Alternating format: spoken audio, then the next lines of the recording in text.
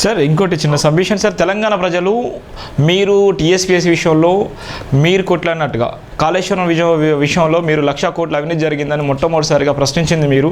TSPSC ప్రక్షాళన జరగాలి, టీఎస్పీఎస్సీలో ఇలా ప్రభుత్వం ఇంత నెగ్లెన్సీ ఉందని కొట్లాడింది మీరు.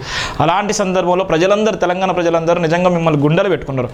అదే బీఆర్ఎస్తోని ఈరోజు పొత్తు పెట్టుకున్నారు కానీ నాకు ఓట్లు వేయలేదు కదా. ఎస్, గుండెలు పెట్టుకున్న ప్రజలు ఇలా అన్ఫార్చునేట్లీ దురదృష్టవశాత్తు వాళ్ళు మాకు ఎవరు ఓట్లు వేయలేదు.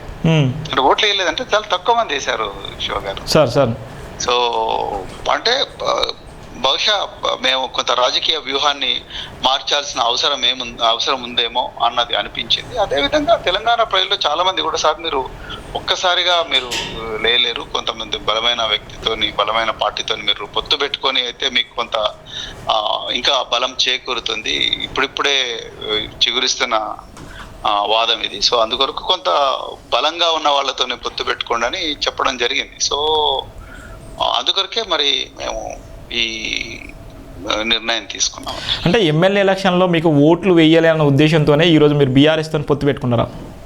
ఎమ్మెల్యే ఎలక్షన్లో ఓట్లు వేయలేదన్న ఉద్దేశంతోనే కాదండి. భారతదేశంలో ఇవాళ రాజ్యాంగం ప్రమాదంలో ఉన్నది. భారతదేశంలో బహుజనుల బతుకులు బజారున పడ్డాయి.